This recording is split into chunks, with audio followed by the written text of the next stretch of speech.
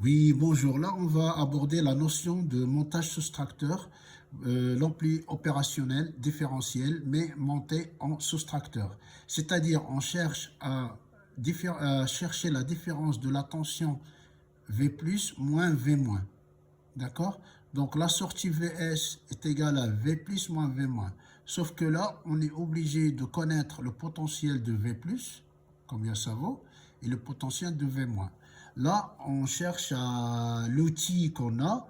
On a le diviseur de tension, on a le théorème de Millman, on a pas mal de théorèmes. Mais dans ce cas-là, on va utiliser deux principes. On va utiliser le diviseur de tension pour trouver V+, et on va utiliser le théorème de Millman pour trouver V-.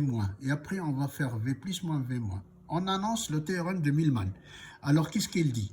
Que quand il y a plusieurs branches en parallèle, chacune avec une source de tension VI et une résistance RI. La tension V aux bornes de l'ensemble des branches, V est égal sigma, c'est-à-dire la somme de toutes les tensions divisées par R divisé par 1 sur R.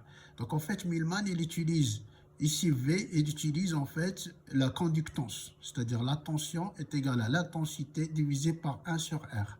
D'accord? Donc, on va expliquer tout ça. Donc d'abord, on se concentre sur V plus moins V moins. C'est ça l'objectif. Vs égale à V plus moins V moins. Il faut chercher le potentiel de V plus ici et chercher le potentiel de V moins. On commence par V plus. D'accord? Alors V plus, le potentiel ici, en point B. Donc on peut utiliser un diviseur de tension. C'est un classique. D'accord? Là, j'ai la tension V2 ici. On attaque ici. Mais on cherche non ici.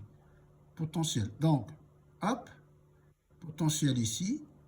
C'est un diviseur de tension. Donc ce qu'il faut retenir dans le diviseur de tension. Donc V plus est égal à la résistance concernée, c'est R3, divisé par la somme des résistances, c'est-à-dire R2 plus 3. Donc il faut retenir ça.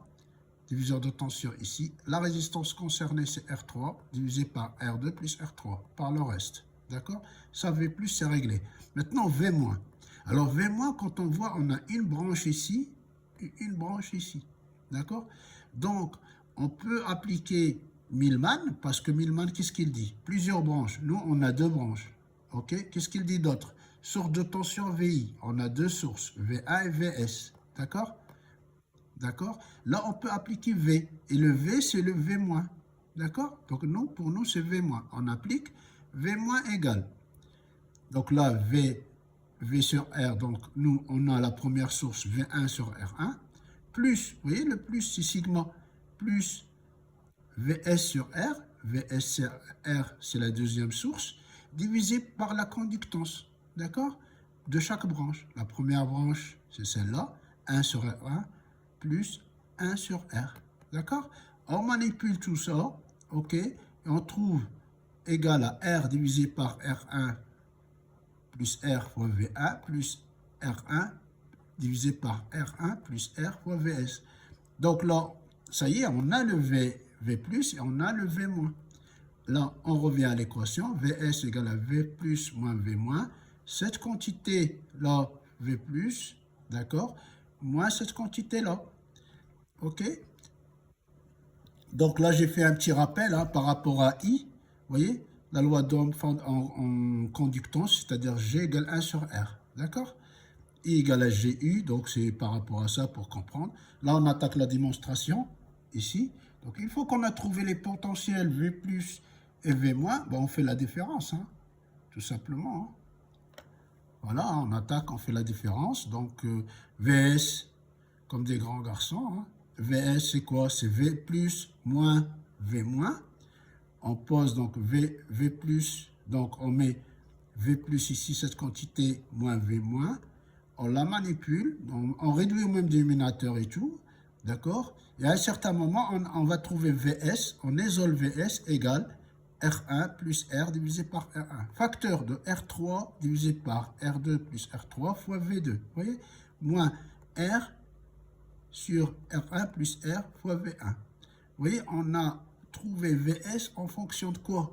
De V2 et de V1, la différence. Vous voyez? C'est un soustracteur.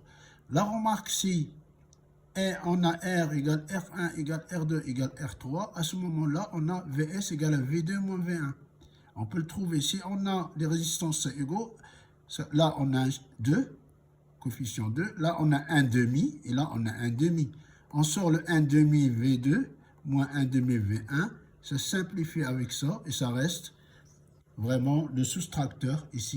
Vous voyez, on trouve VS égale à V2 moins V1. On retrouve la notion de soustraction. À quoi ça sert concrètement? On peut le trouver dans des calculs numériques, hein, comparer des valeurs, d'accord, et utiliser dans les compteurs, dans pas mal d'applications. Merci de votre attention et de votre fidélité, et à bientôt.